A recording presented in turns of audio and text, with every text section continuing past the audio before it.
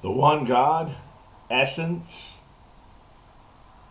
We cannot know what God is, but only what he is not. So to study him, we study what he has not, such as composition and motion, his simplicity or lack of composition, his perfection, and because everything in so far as it is perfect is called good, we shall speak of his goodness and goodness in general, as well as his perfection, his infinity and omnipresence, his immutability, and his eternity. Following on his immutability, his unity, how God is known by us, the names of God. Question 4. The perfection of God. Number 1, is God perfect? Number 2, is God perfect universally, as having in himself the perfections of all things? 3, can creatures be said to be like God? Article 1, whether God is perfect. Objection 1, it seems that perfection does not belong to God. For we say a thing is perfect if it is completely made. But it does not befit God to be made. Therefore, he is not perfect. Objection 2. Further, God is the first beginning of things. But the beginnings of things seem to be imperfect, as seed is the beginning of animal and vegetable life. Therefore, God is imperfect. Objection 3. Further, as shown above, 1, 3, 4, God's essence is existence, but existence seems most imperfect, since it is most universal and receptive of all modification. Therefore, God is imperfect. On the contrary, it is written, be you perfect as also your heavenly Father is perfect. Matthew 5:48. I answer that, as the philosopher relates, some ancient philosophers, namely the Pythagoreans and Leucippus, did not predicate best and most perfect of the first principle.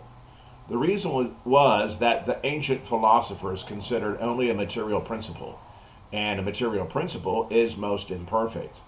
For since matter as such is merely potential, the first material principle must be simply potential, and thus most imperfect. Now God is the first principle, not material, but in the order of efficient cause, which must be most perfect. For just as matter, as such, is merely potential, an agent, as such, is in the state of actuality. Hence, the first active principle must needs be most actual, and therefore most perfect. For a thing is perfect in proportion to its state of actuality, because we call that perfect which lacks nothing of the mode of its perfection. Reply to objection 1, as Gregory says, though our lips can only stammer, we yet chant the high things of God, for that which is not made is improperly called perfect. Nevertheless, because created things are then called perfect, when from potentiality they are brought into actuality, this word perfect signifies whatever is not wanting in actuality, whether this be by way of perfection or not. Reply to objection 2. The material principle which with us is found to be imperfect cannot be absolutely primal, but must be preceded by something perfect. For seed, though it be the principle of animal life, reproduced through seed, has previous to it the animal or plant from which it came, because previous to that which is potential must be that which is actual, since a potential being can only be reduced into act by some being already actual. Reply to objection 3. Existence is the most perfect of all things, for it is compared to all things as that by which they are made actual. For nothing has actuality except so far as it exists. Hence, existence is that which actuates all things, even their forms. Therefore, it is not compared to other things, as the receiver is to the received, but rather as the received to the receiver. When therefore I speak of the existence of man, or horse, or anything else, existence is considered a formal principle, and as something received, and not as that which exists. Article 2, whether the perfections of all things are in God. Objection 1. It seems that the perfections of all things are not in God, for God is simple, as shown above, 1, 3, 7, whereas the perfections of things are many and diverse. Therefore, the perfections of all things are not in God. Objection 2. Further, opposites cannot coexist. Now, the perfections of things are opposed to each other, for each thing is perfected by its specific difference. But the differences by which genera are divided and species constituted are opposed to each other. Therefore, because opposites cannot coexist in the same subject, it seems that the perfections of all things are not in God. Objection 3. Further, a living thing is more perfect than what merely exists, and an intelligent thing than what merely lives. Therefore, life is more perfect than existence, and knowledge than life. But the essence of God is existence itself. Therefore, he has not the perfections of life and knowledge and other similar perfections. On the contrary, Dionysius says that God in his one existence presupposes all things. I answer that.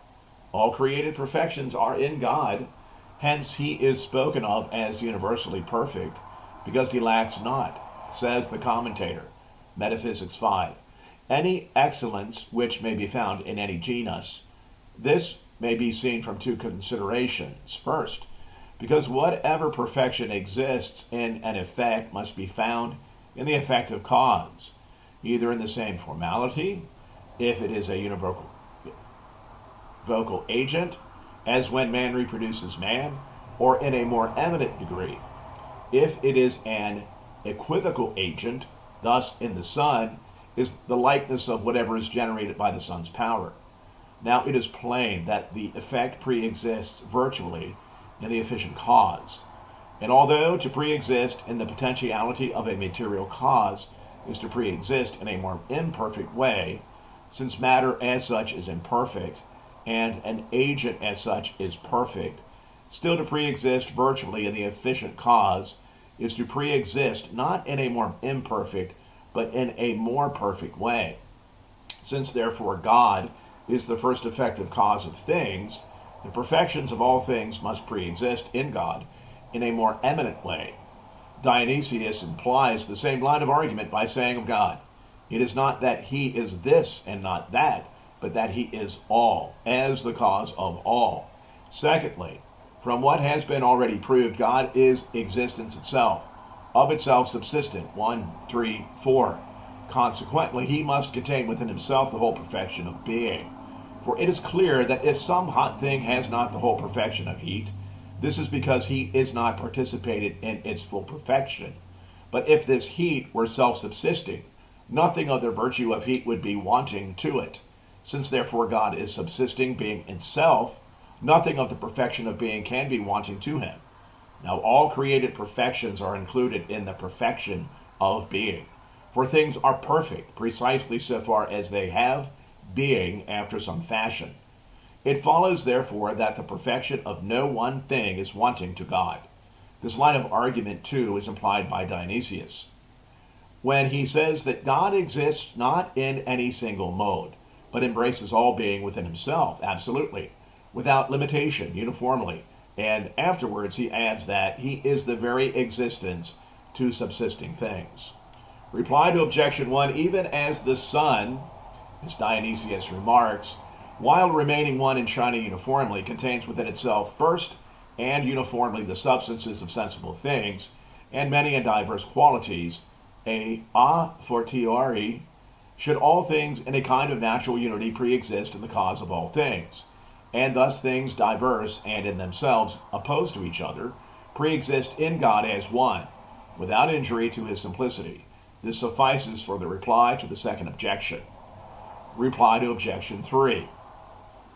The same Dionysius says that although existence is more perfect than life, and life than wisdom, if they are considered as distinguished in idea, nevertheless a living thing is more perfect than what merely exists. because living things also exist and intelligent things both exist and live. Although therefore existence does not include life and wisdom, because that which participates in existence need not participate in every mode of existence, nevertheless God's existence includes in itself life and wisdom, because nothing of the perfection of being can be wanting to him, who is subsisting being itself. Article 3. Whether any creature can be like God. Objection 1. It seems that no creature can be like God, for it is written, Psalm 85:8, There is none among the gods like unto thee, O Lord. But of all creatures, the most excellent are those which are called participation gods. Therefore, still less can other creatures be said to be like God. Objection 2. Further, likeness implies comparison, but there can be no comparison between things in a different genus. Therefore, neither can there be any likeness. Thus, we do not say that sweetness is like whiteness, but no creature is in the same genus as God. Since God is no genus, as shown above, 1, 3, 5, therefore no creature is like God. Objection 3. Further, we speak of those things as like which agree in form, but nothing can agree with God in form, for save in God alone, essence and existence differ. Therefore, no creature can be like to God. Objection 4. Further, among like things there is mutual likeness, for like is like to like. If therefore any creature is like God, God will be like some creature, which is against what is said by Isaiah. To whom have you likened God? Isaiah 40:18.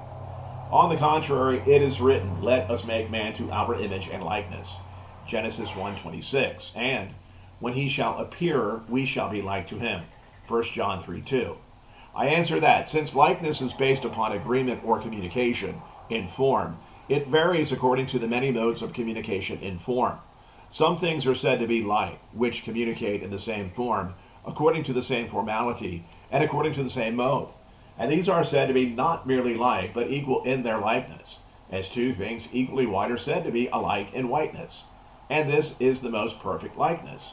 In another way, we speak of things as alike, which communicate in form according to the same formality, though not according to the same measure, but according to more or less, as something less white is said to be like another thing more white, and this is in perfect likeness. In a third way, some things are said to be alike which communicate in the same form, but not according to the same formality, as we see in non-univocal agents. For since every agent reproduces itself so far as it is an agent, and everything acts according to the manner of its form, the effect must in some way resemble the form of the agent. If therefore the agent is contained in the same species as its effect, there will be a likeness in form between that which makes and that which is made, according to the same formality of the species, as man reproduces man.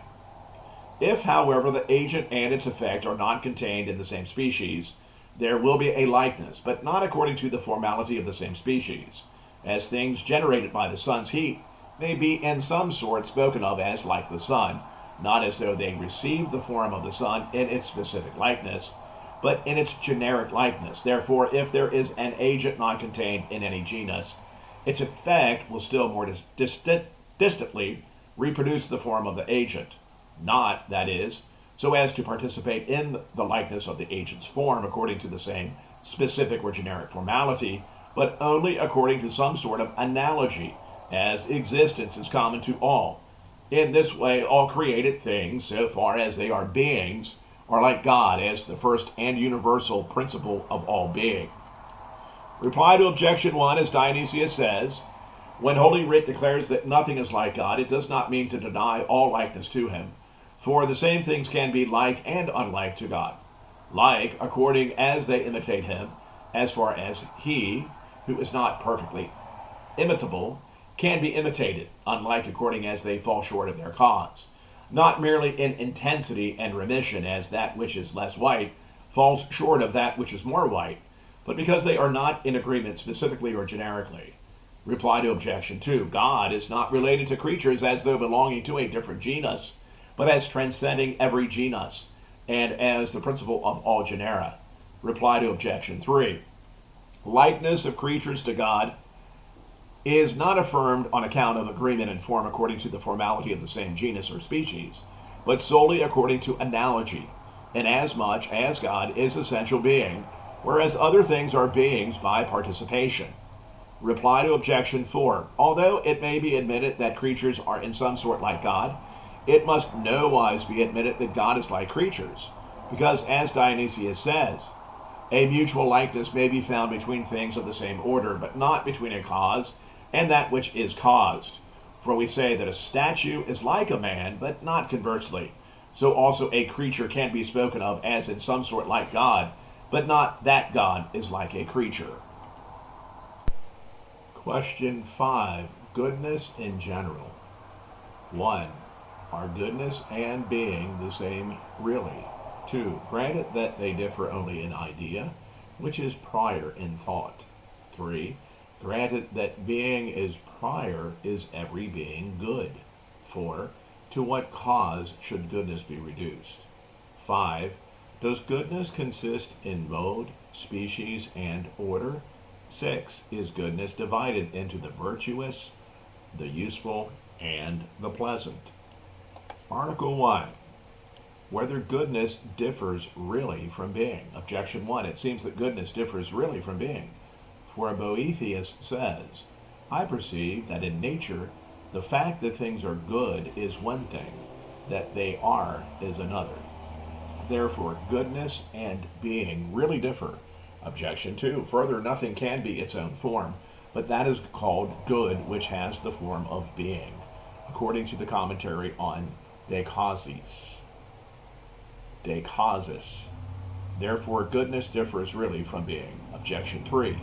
Further, goodness can be more or less, but being cannot be more or less. Therefore, goodness differs really from being. On the contrary, Augustine says that inasmuch as we exist, we are good.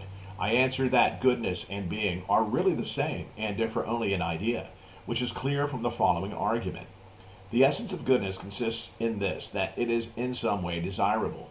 Hence, the philosopher says, goodness is what all desire. Now, it is clear that a thing is desirable only insofar as it is perfect. For all desire their own perfection, but everything is perfect so far as it is actual. Therefore, it is clear that a thing is perfect so far as it exists. For it is existence that makes all things actual, as is clear from the foregoing. 1, 3, 4, 1, 4, 1. Hence, it is clear that goodness and being are the same, really. But goodness presents the aspect of desirableness, which being does not. Reply to objection 1. Although goodness and being are the same, really, nevertheless, since they differ in thought, they are not predicated of a thing absolutely in the same way. Since being properly signifies that something actually is, and actuality properly correlates to potentiality, a thing is, in consequence, said simply to have being, accordingly as it is primarily distinguished from that which is only in potentiality. And this is precisely each thing's substantial being. Hence, by its substantial being, everything is said to have being simply, but by any further actuality it is said to have being relatively. Thus, to be white implies relative being, for to be white does not take a thing out of simply potential being, because only a thing that actually has being can receive this mode of being. But goodness signifies perfection, which is desirable, and consequently of ultimate perfection. Hence, that which has ultimate perfection is said to be simply good, but that which has not the ultimate perfection is ought to have, although in so far as it is at all actual, it has some perfection. It's not said to be perfect simply, nor good simply, but only relatively. In this way, therefore, viewed in its primal, i.e. substantial, being, a thing is said to be simply and to be good relatively, i.e. insofar as it has being. But viewed in its complete actuality, a thing is said to be relatively and to be good simply. Hence the saying of Boethius, I perceive that in nature the fact that things are good is one thing, that they are is another, is to be referred to a thing's goodness simply, and having being simply, because regarded in its primal actuality, a thing simply exists, and regarded in its complete actuality, it is good simply, in such sort that even in its primal actuality, it is in some sort good. and even in its complete actuality, it in some sort has being. Reply to objection 2. Goodness is a form so far as absolute goodness signifies complete actuality. Reply to objection 3. Goodness is spoken of as more or less according to what a thing's superadded actuality, for example, as to knowledge or virtue. Article 2, whether goodness is prior in idea to being. Objection 1, it seems that goodness is prior in idea to being, for names are arranged according to the arrangement of the thing signified by the names. But Dionysius assigned the first place amongst the other names of God to his goodness rather than to his being. Therefore, in idea, goodness is prior to being. Objection 2, further, that which is the more extensive is prior in idea, but goodness is more extensive than being, because as Dionysius notes, goodness extends to the things both existing and non-existing, whereas existence extends to existing things alone. Therefore, goodness is in idea prior to being. Objection 3. Further, what is the more universal is prior in idea, but goodness seems to be more universal than being, since goodness has the aspect of desirable, whereas to some non-existence is desirable. For it is said of Judas, it were better for him if that man had not been born. Matthew 26:24. Therefore, in idea, goodness is prior to being. Objection 4. Further, not only is existence desirable, but life, knowledge, and many other things besides. Thus it seems that existence is a particular appetible, and goodness a universal appetible. Therefore, absolutely, goodness is prior in idea to being. On the contrary, it is said by Aristotle, De Causis, that the first of created things is being. I answer that in idea, being is prior to goodness. For the meaning signified by the name of a thing is that which the mind conceives of the thing and attends by the word that stands for it. Therefore, that is prior in idea, which is first conceived by the intellect. Now, the first thing conceived by the intellect is being, because everything is knowable only inasmuch as it is in actuality. Hence, being is the proper object of the intellect, and is primarily intelligible, as sound is that which is primarily audible. Therefore, in idea, being is prior to goodness. Reply to objection 1. Dionysius discusses the divine names as implying some causal relation in God. For we name God, as he says, from creatures as a cause from its effects. But goodness, since it has the aspect of desirable, implies the idea of a final cause, the causality of which is first among causes, since an agent does not act except for some end, and by an agent matter is moved to its form. Hence the end is called the cause of causes. Thus goodness as a cause is prior to being, as is the end to the form. Therefore, among the names signifying the divine causality, goodness precedes being. Again, according to the Platonist, who through not distinguishing primary matter from privation, said that matter was non-being, goodness is more extensively participated than being. For primary matter participates in goodness as tending to it. For all seek their light, but it does not participate in being, since it is presumed to be non-being. Therefore, Dionysius says that goodness extends to non-existence. Reply to objection 2. The same solution is applied to this objection, or it may be said that goodness extends to existing and non-existing things, not so far as it can be predicated of them, but so far as it can cause them. If indeed by non-existence we understand not simply those things which do not exist, but those which are potential and not actual. For goodness has the aspect of the end, in which not only actual things find their completion, but also towards which tend even those things which are not actual, but merely potential. Now, being implies the habitude of a formal cause only, either inherent or exemplar, and its causality does not extend save to those things which are actual. Reply to objection 3. Non-being is desirable not of itself, but only relatively, i.e., inasmuch as the removal of an evil which can only be removed by non-being is desirable.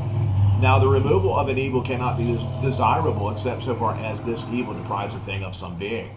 Therefore, being is desirable of itself, and non-being only relatively, inasmuch as one seeks some mode of being of which one cannot bear to be deprived. Thus, even non-being can be spoken of as relatively good. Reply to objection 4.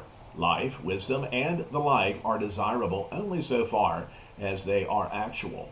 Hence, in each one of them, some sort of being is desired, and thus nothing can be desired except being, and consequently nothing is good except being.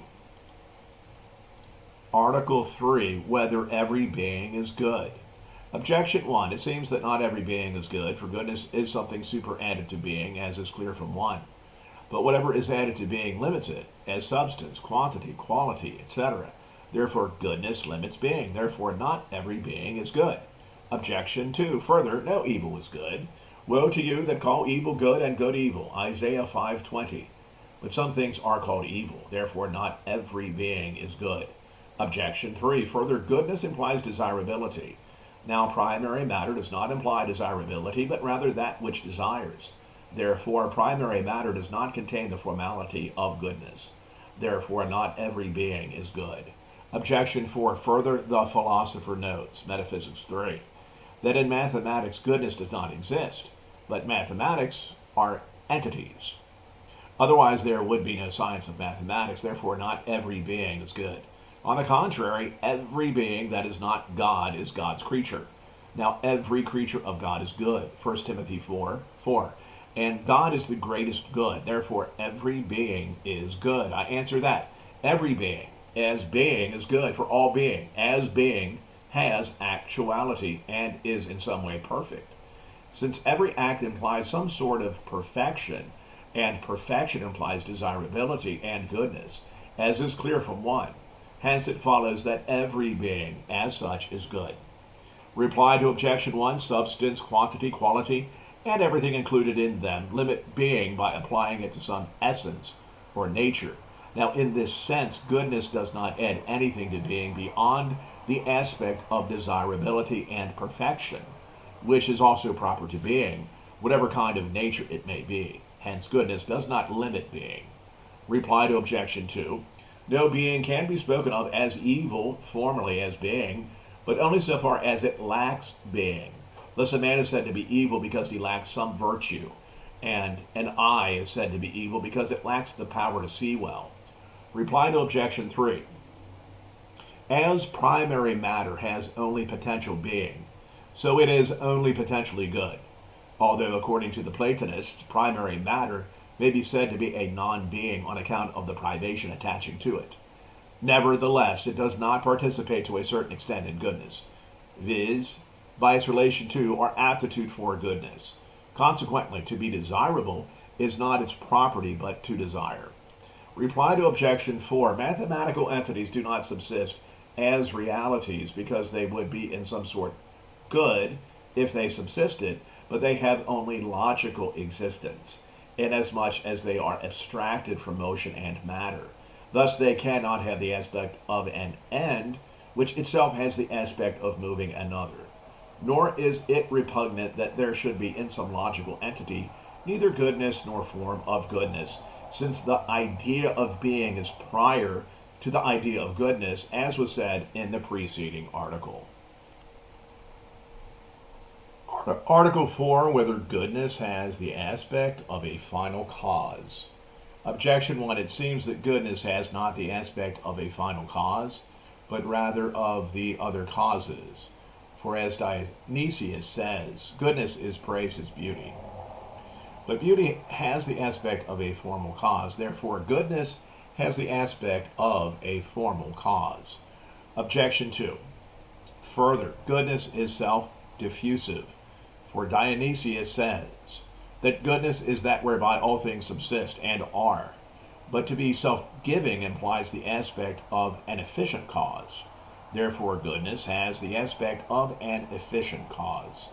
Objection 3. Further, Augustine says that we exist because God is good, but we owe our existence to God as the efficient cause. Therefore, goodness implies the aspect of an efficient cause.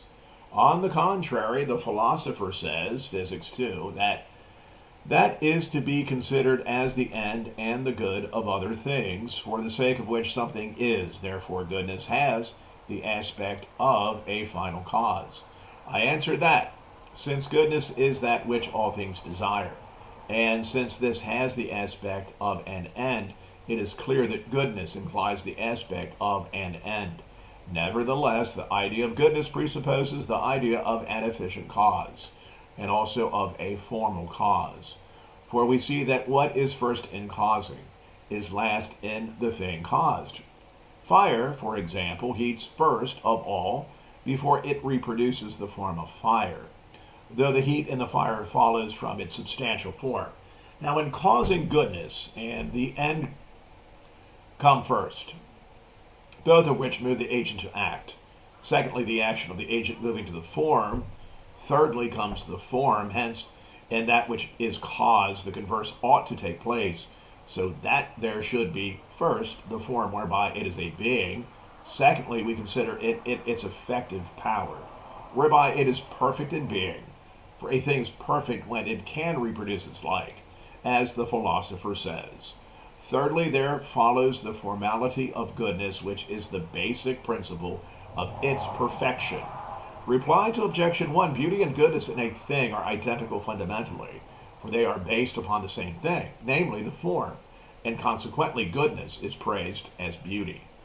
But they differ logically, for goodness properly relates to the appetite, goodness being what all things desire, and therefore it has the aspect of an end, the appetite being a kind of movement towards a thing.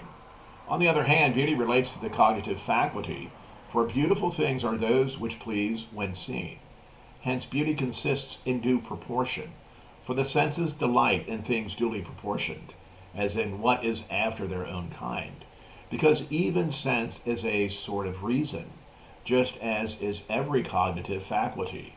Now, since knowledge is by assimilation, and similarity relates to form, beauty properly belongs to the nature of a formal cause. Reply to objection 2. Goodness is described as self-diffusive, in the sense that an end is said to move. Reply to objection 3. He who has a will is said to be good so far as he has a good will, because it is by our will that we employ whatever powers we may have. Hence, a man is said to be good, not by his good understanding, but by his good will. Now, the will relates to the end as to its proper object. Thus, the saying, we exist because God is good, has reference to the final cause. Article 5, whether the essence of goodness consists in mode, species, and order. Objection 1, it seems that the essence of goodness does not consist in mode, species, and order, for goodness and being differ logically. But mode, species, and order seem to belong to the nature of being, for it is written, Thou hast ordered all things in measure, and number, and weight. Wisdom 11:21. And to these three can be reduced species, mode, and order, as Augustine says. Measure fixes the mode of everything. Number gives it its species, and weight gives it rest and stability. Therefore, the essence of goodness does not consist in mode, species, and order. Objection 2. Further, mode, species, and order are themselves good. Therefore, if the essence of goodness consists in mode, species, and order, then every mode must have its own mode, species, and order. The same would be the case with species and order in endless succession. Objection 3. Further, evil is the privation of mode, species, and order. But evil is not the total absence of goodness. Therefore, the essence of goodness does not consist in mode, species, and order. Objection 4. Further, that wherein consists the absence of goodness cannot be spoken of as evil. Yet we can speak of an evil mode, species, and order. Therefore, the essence of goodness does not consist in mode, species, and order. Objection 5. Further, mode, species, and order are caused by weight, number, and measure, as appears from the quotation from Augustine, but not every good thing has weight, number, and measure. For Ambrose says, "It is of the nature of light not to have been created in number, weight, and measure. Therefore, the essence of goodness does not consist in mode, species, and order. On the contrary, Augustine says, these three, mode, species, and order, as common good things, are in everything God has made. Thus, where these three abound, the things are very good. Where they are less, the things are less good. Where they do not exist at all, there can be nothing good. But this would not be unless the essence of goodness consisted in them. Therefore, the essence of goodness consists in mode, species, and order." I answer that everything is said to be good so far as it is perfect. For in that way only is it desirable, as shown above, 1, 3. Now, a thing is said to be perfect if it lacks nothing according to the mode of its perfection. But since everything is what it is by its form, and since the form presupposes certain things, and from what it is by its form, and from the form certain things necessarily follow, in order for a thing to be perfect and good, it must have a form, together with all that precedes and follows upon that form. Now, the form presupposes determination or commensuration of its principles, whether material or efficient, and this is signified by the mode. Hence, it is said that the measure marks the mode, but the form itself is signified by the species. For everything is placed in its species by its form. Hence, the number is said to give the species. For definitions signifying species are like numbers, according to the philosopher Metaphysics 10. For as a unit added to or taken from a number changes its species, so a difference added to or taken from a definition changes its species. Further, upon the form follows an inclination to the end, or to an action, or something of the sort. For everything, insofar as it is in act, acts and tends towards that which is in accordance with its form. And this belongs to weight and order. Hence, the essence of goodness, so far as it consists in perfection, consists also in mode, species, and order. Reply to objection 1. These three only follow upon being, so far as it is perfect, and according to this perfection is it good. Reply to objection 2. Mode, species, and order are said to be good and to be beings, not as though they themselves were subsistences, but because it is through them that other things are both beings and good. Hence they have no need of other things whereby they are good, for they are spoken of as good, not as though formerly constituted so by something else, but as formerly constituting others good. Thus whiteness is not said to be a being as though it were by anything else, but because by it something else has accidental being, as an object that is white. Reply to objection 3. Every being is due to some form. Hence, according to every being of a thing is its mode, species, order. Thus a man has a mode, species, and order, as he is white, virtuous, learned, and so on, according to everything predicated of him.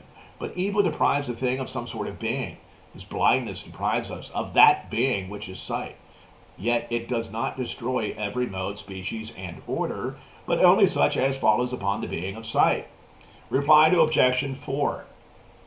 Augustine says every mode as mode is good, and the same can be said of species and order. But an evil mode, species, and order are so called as being less than they ought to be, or as not belonging to that which they ought to belong.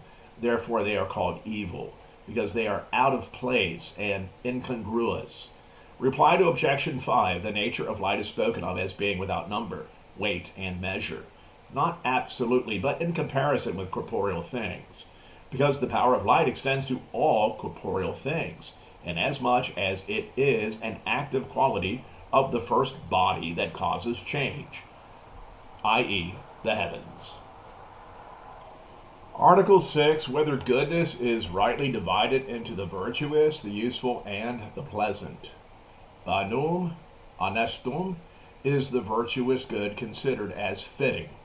2 to 2, 141, 3, 2 to 2, 145.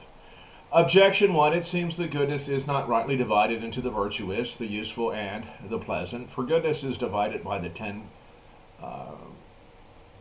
predicaments, as the philosopher says. But the virtuous, the useful, and the pleasant can be found under one predicament. Therefore, goodness is not rightly divided by them. Objection 2. Further, every division is made by opposites, but these three do not seem to be opposites, for the virtuous is pleasing, and no wickedness is useful, whereas this ought to be the case if the division were made by opposites, for then the virtuous and the useful would be opposed, and Tully speaks of this. Therefore, this division is incorrect. Objection 3. Further, where one thing is on account of another, there is only one thing, but the useful is not goodness, except so far as it is pleasing and virtuous.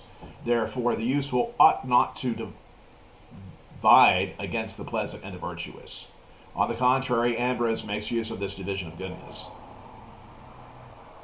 I answer that this division properly concerns human goodness, but if we consider the nature of goodness from a higher and more universal point of view, we shall find that this division properly concerns goodness as such. For everything is good so far as it is desirable, and is a term of the movement of the appetite, the term of whose movement can be seen from a consideration of the movement of a natural body. Now, the movement of a natural body is terminated by the end absolutely, and relatively by the means through which it comes to the end, where the movement ceases. So a thing is called a term of movement so far as it terminates any part of that movement. Now, the ultimate term of movement can be taken in two ways, either as the thing itself towards which it tends, for example, a place or form, or a state of rest in that thing. Thus, in the movement of the appetite, the thing desired that terminates the movement of the appetite relatively as a means by which something tends towards another is called the useful. But that sought after as the last thing, absolutely terminating the movement of the appetite, as a thing towards which, for its own sake, the appetite tends, is called the virtuous, for the virtuous is that which is desired for its own sake, but that which terminates the movement of the appetite in the form of rest in the thing desired is called the pleasant. Reply to objection 1. Goodness, so far as it is identical with being, is divided by the 10 predicaments, but this division belongs to it according to its proper formality.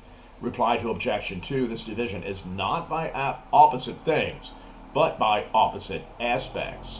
Now those things are called pleasing which have no other formality under which they are desirable except the pleasant, being sometimes hurtful and contrary to virtue. Whereas the useful applies to such as have nothing desirable in themselves, but are desired only as helpful to something further, as the taking of bitter medicine, while the virtuous is predicated of such as are desirable in themselves. Reply to objection 3. Goodness is not divided into these three as something univocal to be predicated equally of them all, but as something analogical to be predicated of them according to priority and posteriority. Hence it is predicated chiefly of the virtuous, then of the pleasant, and lastly of the useful. Question 6. The goodness of God. Number 1, does goodness belong to God? Number 2, is God the supreme good? Number 3, is he alone essentially good? Number 4, are all things good by the divine goodness? Article 1, whether God is good. Objection 1, it seems that to be good does not belong to God, for goodness consists in mode, species, and order. But these do not seem to belong to God, since God is immense and is not order to anything else. Therefore, to be good does not belong to God. Objection 2, further, the good is what all things desire, but all things do not desire God, because all things do not know him, and nothing is desired unless it is known. Therefore, to be good does not belong to God. On the contrary, it is written, Lamentations 3:25, the Lord is good to them that hope in him, to the soul that seeketh him. I answer that to be good belongs preeminently to God, for a thing is good according to its desirableness. Now everything seeks after its own perfection, and the perfection and form of an effect consist in a certain likeness to the agent. Since every agent makes its like, and hence the agent itself is desirable, and has the nature of good, For the very thing which is desirable in it is the participation of its likeness. Therefore, since God is the first effective cause of all things, it is manifest that the aspect of good and of desirableness belong to him. And hence Dionysius attributes good to God as to the first efficient cause, saying that God is called good, as by whom all things subsist. Reply to objection 1. To have mode, species, and order belongs to the essence of caused good, but good is in God as in its cause, and hence it belongs to him to impose mode, species, and order on others. Wherefore, these three things are in God as in their cause. Reply to objection 2. All things, by desiring their own perfection, desire God in himself, inasmuch as the perfections of all things are so many similitudes of the divine being, as appears from what is said above, 1, 4, 3. And so of those things which desire God, some know him as he is himself, and this is proper to the rational creature. Others know some participation of his goodness, and this belongs also to sensible knowledge. Others have a natural desire without knowledge, as being directed to their ends by a higher intelligence. Article 2, whether God is the supreme good. Objection 1. It seems that God is not the supreme good, for the supreme good adds something to good. Otherwise, it would belong to every good. But everything which is an addition to anything else is a compound thing. Therefore, the supreme good is a compound. But God is supremely simple, as was shown above, 1, 3, 7. Therefore, God is not the supreme good. Objection 2. Further, good is what all desire, as the philosopher says. Now, what all desire is nothing but God, who is the end of all things. Therefore, there is no other good but God. This appears also from what is said, Luke 18:19. None is good but God alone. But we use the word supreme in comparison with others, as for example, supreme heat is used in comparison with all other heats. Therefore, God cannot be called the supreme good. Objection 3. Further, supreme implies comparison, but things not in the same genus are not comparable, as sweetness is not properly greater or less than a line. Therefore, since God is not in the same genus as other good things, as appears above, 1, 3, 5, 1, 4, 3, it seems that God cannot be called the supreme good in relation to others. On the contrary, Augustine says that the Trinity of the divine persons is the supreme good, discerned by purified minds. I answer that God is the supreme good simply, and not only as existing in any genus or order of things, for good is attributed to God, as was said in the preceding article, inasmuch as all desired perfections flow from him as from the first cause. They do not, however, flow from him as from a univocal agent, as shown above, 1, 4, 2, but as from an agent which does not agree with its effects, either in species or genus. Now, the likeness of an effect in the univocal cause is found uniformly, but in the univocal cause it is found more excellently, as heat is in the sun more excellently than it is in fire. Therefore, as good is in God, as in the first, but not the univocal cause of all things, it must be in him in a most excellent way, and therefore he is called the supreme good. Reply to objection 1. The supreme good does not add to good any absolute thing, but only a relation. Now, a relation of God to creatures is not a reality in God, but in the creature. For it is in God in our idea only, as what is knowable is so called with relation to knowledge. Not that it depends on knowledge, but because knowledge depends on it. Thus, it is not necessary that there should be composition in the supreme good, but only that other things are deficient in comparison with it. Reply to objection 2. When we say that good is what all desire, it is not to be understood that every kind of good thing is desired by all, but that whatever is desired has the nature of good. And when it is said, none is good but God alone, this is to be understood of essential goodness, as will be explained in the next article. Reply to objection 3. Things not of the same genus are in no way comparable to each other, if indeed They are in different genera. Now we say that God is not in the same genus with other good things, not that he is any other genus, but that he is outside genus and is the principle of every genus. And thus he is compared to others by excess. And it is this kind of comparison the supreme good implies. Article 3, whether to be essentially good belongs to God alone. Objection 1. It seems that to be essentially good does not belong to God alone, for as one is convertible with being, so is good, as we said above, 1:5:1. But every being is one essentially, as appears from the philosopher. Therefore, every being is good essentially. Objection 2. Further, if good is what all things desire, since being itself is desired by all, then the being of each thing is its good. But everything is a being essentially, therefore every being is good essentially. Objection 3. Further, everything is good by its own goodness. Therefore, if there is anything which is not good essentially, it is necessary to say that its goodness is not its own essence. Therefore, its goodness, since it is a being, must be good. And if it is good by some other goodness, the same question applies to that goodness also. Therefore, we must either proceed to infinity or come to some goodness which is not good by any other goodness. Therefore, the first supposition holds good. Therefore, everything is good essentially.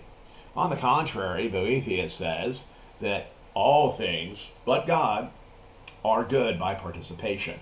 Therefore, they are not good essentially. I answer that God alone is good essentially, for everything is called good according to its perfection. Now, perfection of a thing is threefold. First, according to the constitution of its own being. Secondly, in respect of any accidents being added as necessary for its perfect operation. Thirdly, perfection consists in the attaining to something else as the end.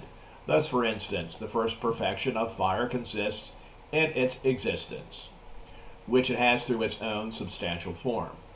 Its secondary perfection consists in heat, lightness, and dryness, and the like. Its third perfection is to rest in its own place. This triple perfection belongs to no creature by its own essence. It belongs to God only, in whom alone essence is existence, in whom there are no accidents, since whatever belongs to others accidentally belongs to him essentially, as to be powerful, wise, and the like, as appears from what is stated above, 1:3:6. And he is not directed to anything else as to an end, but is himself the last end of all things. Hence it is manifest that God alone has every kind of perfection by his own essence. Therefore he himself alone is good essentially. Reply to objection 1. 1 does not include the idea of perfection, but only of indivision, which belongs to everything according to its own essence.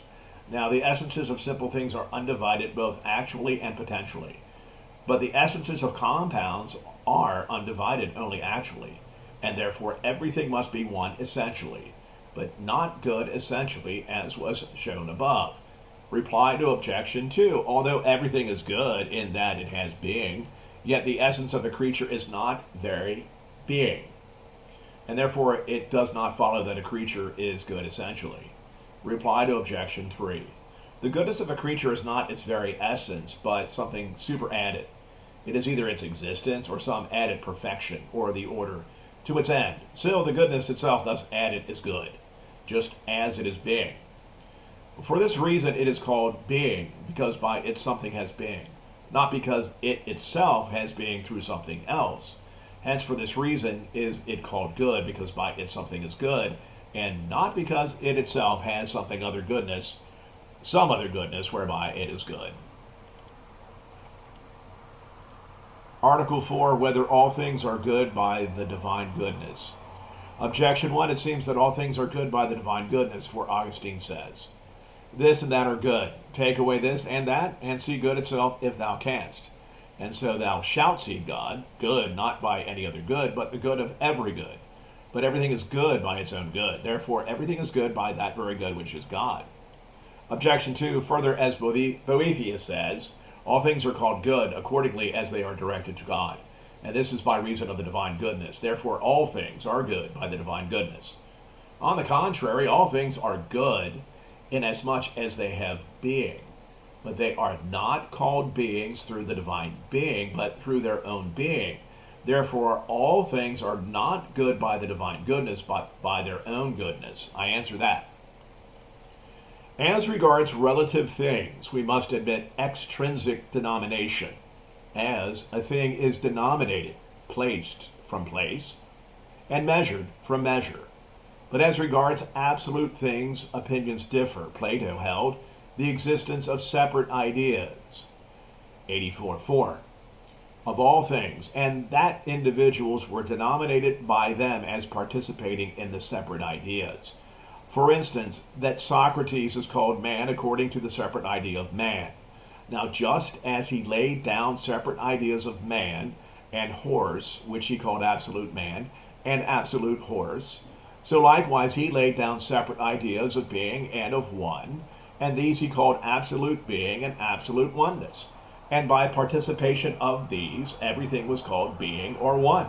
And what was thus absolute being and absolute one, he said, was the supreme good. And because good is convertible with being, as one is also, he called God the absolute good, from whom all things are called good, by way of participation.